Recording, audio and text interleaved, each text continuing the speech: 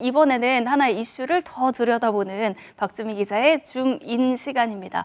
오늘은 또 어떤 소신 있는 또 주제를 준비하셨는지 궁금합니다. 저는 줌인 더 열심히 준비해야 되겠다는 생각이 들었던 게 네. 김유리 위원의 이 쪽집게 레슨 리뷰 너무 좋네요. 네, 다음 네. 시간에도 좀 기대를 해보겠습니다. 저 역시도요. 네. 오늘 시간에는 제가 올 시즌 남녀부가 모두 리그 초반에 외국인 선수의 부진 그리고 부상 때문에 좀 많이 고심하고 고민스러워하는 것 같아요. 네. 그래서 올 시즌 초반부터 아시아 쿼터를 포함해서 외국인 선수의 부상 때문에 교체로 고심하는 트라이아웃 제도 이대로 괜찮은가 이 이야기를 좀 준비해봤거든요. 네. 그래서 먼저 표를 좀 준비해봤는데 네. 자막을요. 남자부에서 지금 한국전력 엘리안 선수 교체부터 지금 외국인 선수 교체 현황부터 좀 살펴볼게요. 네. 한국전력 엘리안 선수가 부상이 있었잖아요. 직전 네. 경기에 교체가 유력해 보이는 상황입니다. 현황을 살펴보면 무릎 슬개골 파열 때문에 수술이 불가피한 상황이고 그래서 회복까지는 6개월 정도 공백이 예상되기 때문에 그러면 기간이 이렇게 기니까 어쨌거나 교체를 해야 되는 고민스러운 상황이죠. 그렇죠. 그래서 교체가 유력한 상황이고 또 이 선수 있죠. 대한항공의 요스바니 선수. 오늘도 못 나왔잖아요. 이번 네. 경기도 어깨 관절 회전근 파열 때문에 재활에 6주에서 8주. 그러면 대체 선수를 물색하고 있다고 이제 구단 관계자도 확인을 했습니다. 대체 선수를 물색한다 하면 대체 선수가 공백을 메워주더라도 제대로 적응을 할 수 있을지도 고민이 되고 그렇죠. 그러면 또 교체를 또 고민해 봐야 되니까 네. 교체 선수도 유력해 보이는 상황이고 OK저축은행 루코니 선수는 교체가 확정이 됐잖아요. 그래서 대체 선수로 폴란드 출신의 아포지 스파이커 크리스 선수, 장신 선수입니다. 2m 10cm. 이 선수 오늘 입국했고요. 이제 다음 경기부터 나올 것으로 보이는데 이제 빠른 적응이 필요해 보이고 이런 선수를 비롯해서 이제 삼성화재 그로즈 다누프 선수도 손가락 부상에서 회복을 했는데 네. 감독님 고민이랍니다. 이 선수 어떻게 해야 될지 고민이라고 하니까 벌써부터 지금 남자부에서만 해도 여러 선수들이 교체 유력 혹은 교체 확정 그리고 고민 중 이렇게 되어 있고 여자부도 마찬가지거든요. 여자부 살펴보니까 개막 직전에 흥국생명의 아시아 쿼터 교체했고 네. 페퍼저축은행의 자비치 선수 확정됐잖아요. 그래서 테일러 선수는 직전 경기에서 관중석에서 봤는데 테일러 선수 9일 데뷔할 것으로 보이고 한국도로공사 윤희 선수 교체 확정했고 대체 선수 물색 중이라는 관계자가 설명을 했었습니다. 네. 지금 살펴보니까 우리 친절한 제작진이 너무 궁금하다고 하면서 자료를 조사해 줬어요. 네. 프로 배구가 프로 출범하고서 지금까지 1라운드에만 외국인 선수가 지난 20년 동안 얼마나 교체됐는지를 살펴봤더니 총 네. 지금까지 5명밖에 없었거든요. 1라운드에 교체되는 경우는요? 지금까지 프로 배구 출범 역사에서. 네네. 그런데 올 시즌만 해도 지금 살펴보니까 벌써 교체 확정은 3명이고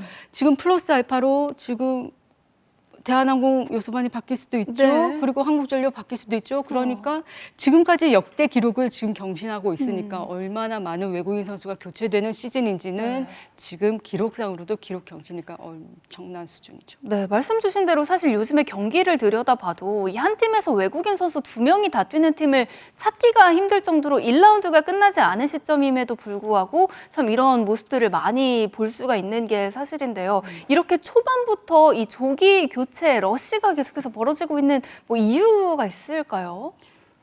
일단 우리 리그 운영 자체가 네. 외국인 선수들의 비중이 좀 많이 크잖아요.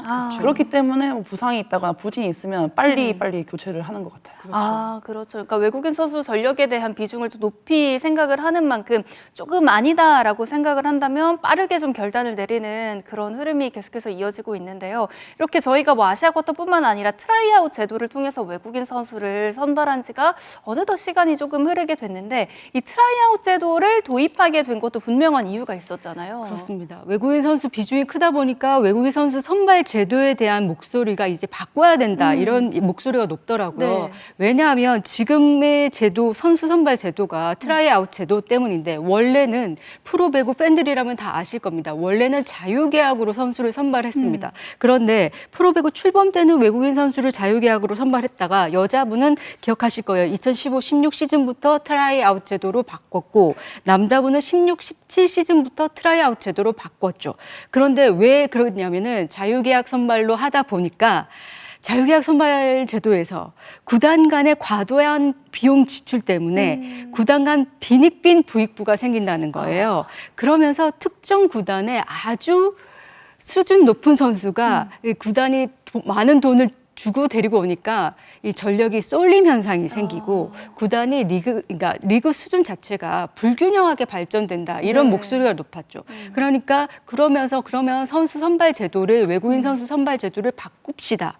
그래서 트라이아웃 제도가 도입이 됐고 결국은 이제 외국인 선수 영입을 위한 과도한 경쟁도 막고 높은 연봉 지출을 막겠다는 취지. 그리고 국내 선수 육성을 위한 목적을 달성하고자 트라이아웃 제도로 바꿨는데 그렇죠.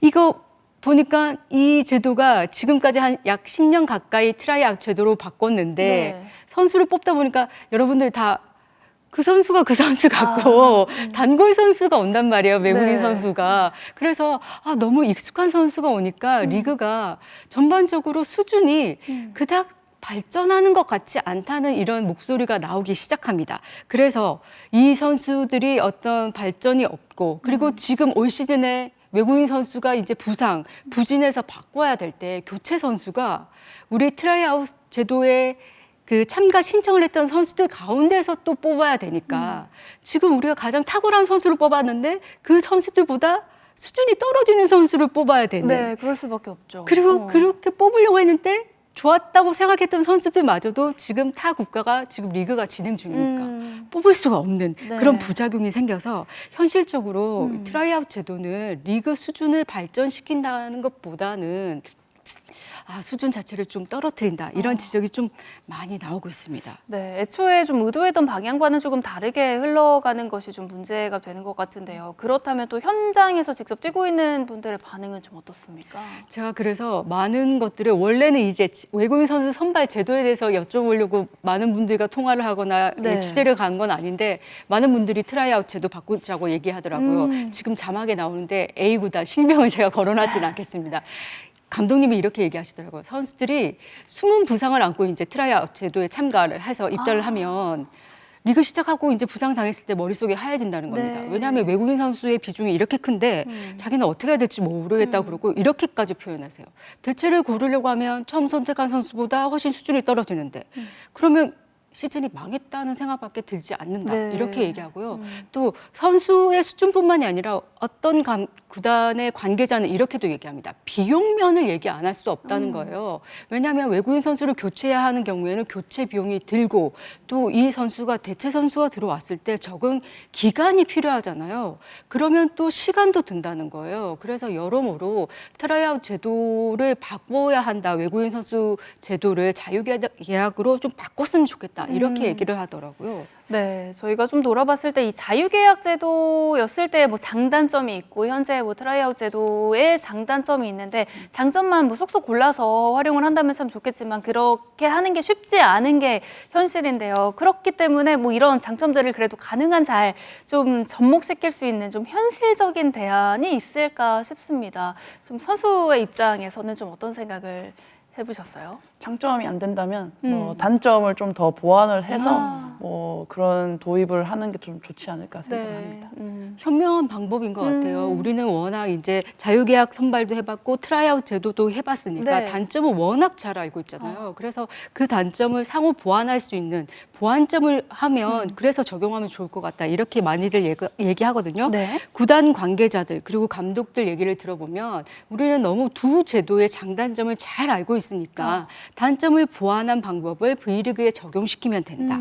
얘기를 하고 있고 그들이 주장하는 건 이겁니다. 자유계약 선발로 이제 제도를 바꾸되 과도한 경쟁 그리고 네. 그래서 아주 막 그 과한 지출을 막을 정도의 네. 그 최고 상한액을 정해놓고 네. 구단 간의 그 신뢰를 통해서 최고 수준의 선수를 데려오는 방식으로 그렇게 자유계약으로 선발을 하는 제도를 좋게 하자 그렇게 얘기하면서 네. 많은 분들이 지적하기로는 현재 특정 구단들 몇몇이 지금 아니 뭐 그 자유계약으로 그런 제도로 회귀를 하면 과도한 지출 그리고 어떤 팀만 좋은 선수 데려와서 그 팀만 우승할 겁니까? 계속 이렇게 얘기를 한다는 거예요. 우리는 그런 선수를 데려올 수준이 안 되니까 저희는 반대합니다. 이렇게 얘기를 한다는 네네. 거예요. 그 말은 너무나 리그 수준을 우리가 여력이 안 되니까 리그 수준을 올라가는 거를 막겠어요. 이런 주장밖에 안 되거든요. 네네. 그런 식의 사고방식은 이제 더 이상 통하지 않는다는 거를 좀 강조하고 싶습니다. 네, 뭐 구단의 사정도 물론 있겠지만 리그 전체적인 발전을 함께 도모하는 방향을 최우선으로 생각해야 할 것 같습니다. 뭐 장점도 있었지만 단점이 더 명확했던 만큼 두 분의 이야기대로 단점을 잘 보완할 수 있는 그런 제도가 다시 완성이 됐으면 좋겠다는 생각을 해봤고요. 이렇게 이번 주에도 이 뼈 때리는 심도 있는 주제로 줌인 준비해 주신 또 박주미 기자와 또 이야기를 여기서 마치도록 하겠습니다.